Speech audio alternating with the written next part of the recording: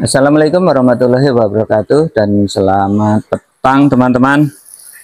Ketemu lagi dengan Raihani channel Sugino Sugi Bekasi yang membicarakan masalah budidaya kelanceng atau bicarakan hobi kelanceng dengan metode greenhouse atau atapnya ditutup dengan fiber bukan kaca ya. Jadi mungkin sebelum kita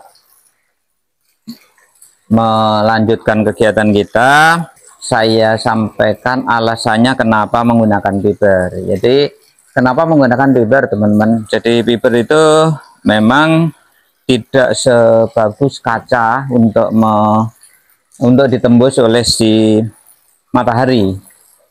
Tetapi yang saya inginkan adalah membicarakan masalah lingkungan hidup.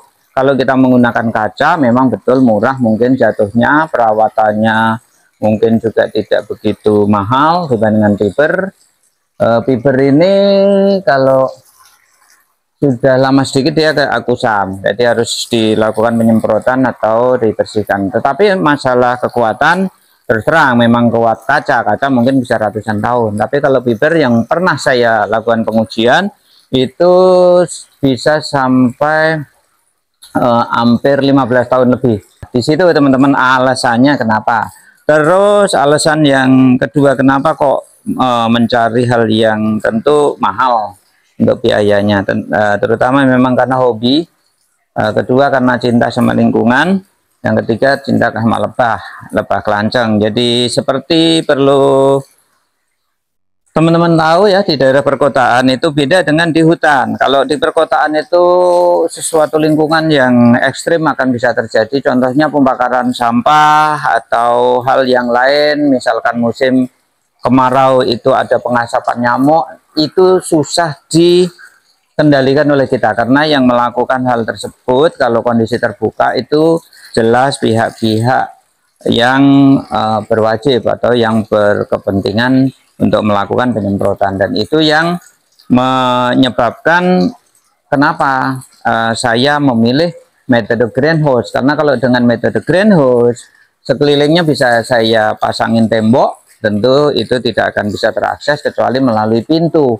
dan itu untuk masalah nyamuk dan lain-lainnya bisa kita kendaliin. Misalnya air-air yang di sini saya kasih ikan nila, yaitu nyamuk-nyamuk akan terkendali.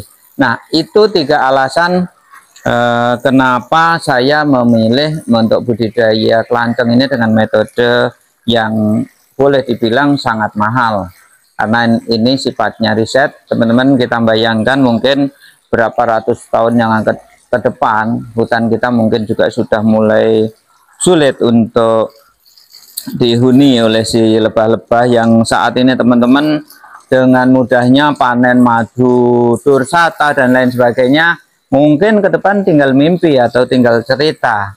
Itu kira-kira teman-teman. Terus ditambah lagi juga kalau teman-teman perhatiin tuh resikonya betapa besarnya teman-teman kita yang memanen madu dursata itu dengan ketinggian 30 meter atau bahkan lebih, hanya mengandalkan pengamanan tali. Nah, itu yang salah satu saya berpikir melakukan riset untuk seperti apa ke depan kita harus bisa mengkonsumsi madu untuk suplemen yang memang itu sangat kita butuhkan. Tentunya makin ke depan kita yang kita hadapi untuk masalah ketahanan tubuh itu luar biasa. Ya, misalkan tahun 2019-2020 kemarin kita terkena COVID, itu jelas kita sangat membutuhkan madu yang murni, madu yang kualitasnya baik, madu yang kita hasilkan dari bunga-bunga, dari nektar bunga-bunga yang harus kita kendalikan. Tidak lagi kemungkinan kita akan bisa mengharapkan dari hutan rimba, karena juga hutan itu tentu banyak diganggu, ditambah lagi nanti juga mungkin aturannya lebih ketat lagi, tidak semudah sekarang teman-teman bisa mengambil dursata yang ada di hutan sana, karena terbentur oleh hal-hal yang mungkin di luar pemikiran kita saat ini. Untuk saat ini mungkin teman-teman masih bisa menikmati, kita masih bisa nikmatin madu-madu dursata itu. Nah, itu yang harusnya teman-teman itu ya yang biasa memanen di hutan harus mulai berpikir untuk melakukan peternak. Mungkin sudah ada yang melakukan, alhamdulillah kalau sudah ada.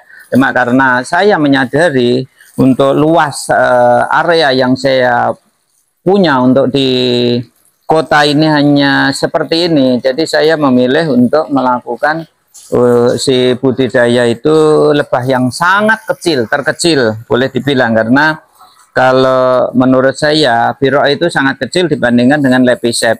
Nah itu yang kemungkinan ke depan kalau misalkan sukses, artinya ini bisa menjadi permodelan riset-riset teman-teman yang lain, atau yang saat ini sudah melakukan budidaya bisa dikembangkan. Karena saya yakin kalau teman-teman walaupun saat ini ada di pedesaan, lambat laun pedesaan pun juga akan terjadi modernisasi untuk kemajuannya, untuk lingkungannya, dan itu akan terdesak. Nah, di sini saya dapat motivasi kemarin adanya kunjungan Pak Lurah. Saya akhirnya lebih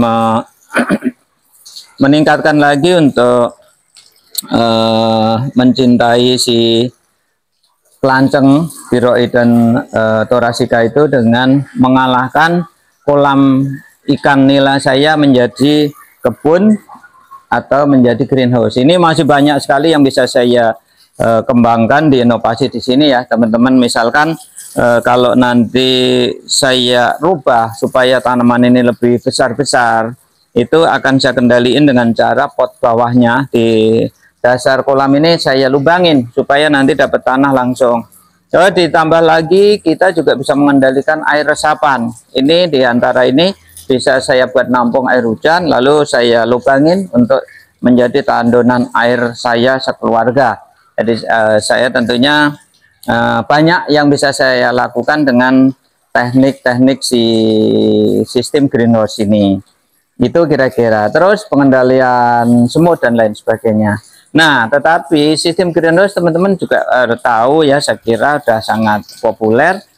Greenhouse artinya kondisi yang di sini tidak dapat air hujan itu secara langsung. Seperti yang di video awal kita sudah persiapkan menggunakan teknik yang biasa digunakan di padang pasir, yaitu dengan teknik tetes. Sudah kita aplikasikan untuk teknik penyiraman dengan metode tetes. Pertama kita mulai dari sini teman-teman. Jadi di sini harus ada pengontrol.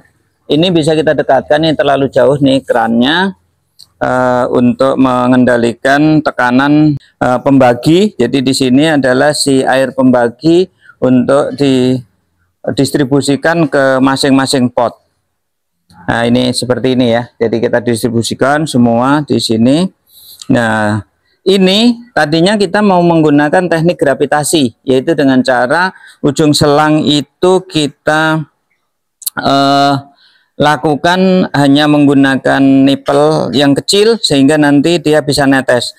Ternyata dengan metode gravitasi itu tekanan yang paling bawah itu menghasilkan debit air atau flow-nya air itu terlalu tinggi, sementara yang di atas itu kecil, jadi akhirnya nggak bisa merata. Untuk itu seperti yang sudah saya jelaskan sebelumnya, untuk mengatur supaya hasilnya itu bagus, maka kita gunakan keran semacam ini. Jadi ini keran ini bisa kita atur untuk tetesnya, bahkan bisa mati juga bisa ya. Terus ini semuanya bisa kita atur untuk flow rate-nya atau kecepatan laju alir dari si air itu sendiri. Ini contohnya ya, ini kita buka kenceng bisa ya, bisa kenceng, bisa juga kita buat titis-titis. Nah di sini tentu butuh riset teman-teman, seberapa dibutuhkan supaya air ini menetes sehingga nanti merata yang ada di sini itu tidak akan sampai keluar ke bawah, karena kita menginginkan tidak terjadi pemborosan listrik, juga tidak terjadi pemborosan pembuangan air yang berlebih. Tentu ini akan merugikan, jadi kita atur sedemikian. Nanti juga bisa kita amatin untuk hari demi hari, jadi untuk melakukan riset itu. Terus ditambah lagi Bagaimana teknik untuk meratakan titik air tersebut? Jadi untuk melakukan titis air supaya dia bisa terjadi merata, basahnya itu lebih luas, maka kita gunakan sementara ini tisu. Itu menggunakan tisu semacam ini. Tapi pada dasarnya si panah sendiri kan sifatnya sudah adhesif ya, dia akan menyerap air ini secara menyeluruh. Tentunya di bawah sana akan sudah merata, tapi kita tetap bantu, usahakan sebisa mungkin di permukaan ini sudah melebar untuk netes ke bawahnya. Seperti yang sekarang teman-teman lihat ini, saya gunakan tisu basah yang tentunya bisa menggunakan tisu basah yang bekas, boleh nanti dicuci, dan tentu itu akan menjadi hemat. Nah, ini semua sudah dilakukan seperti ini ya teman-teman untuk peresapannya. Tapi ini butuh observasi yang lebih panjang, sementara untuk penataannya memang belum berani saya iket-iket, nunggu hasil risetnya itu berhasil. Nah ini ya, masih mancur-mancur seperti ini kita tinggal kecilkan. Nah ya, jadi ini yang tentunya sangat mengurangi pekerjaan kita, dan tentunya ya teman-teman, dibandingkan teman-teman budidaya dengan cara konvensional, dengan cara menghadap hujan. Kalau kita sudah memiliki bibit-bibit yang vegetasi unggul seperti yang sudah saya lakukan riset ini, maka tentunya ini jauh-jauh lebih stabil dibandingkan dengan kalau teman-teman mengandalkan si air hujan. Tentu itu kena panas, nyiramin, dan itu juga saya yakin akan juga terjadi boros. Kalau ini tentunya banyak sekali kelebihan yang sudah saya sebutkan di depan tadi. Nah, saya kira di sini dulu ya teman-teman, perlu observasi lebih lanjut untuk melakukan penelitian ini. Tentu nanti lari ke masalah hasil madunya seperti apa, dan itu cukup kompleks yang kita harus lakukan observasi di sini. Sana ada manfaatnya untuk kita semua. Wassalamualaikum warahmatullahi wabarakatuh.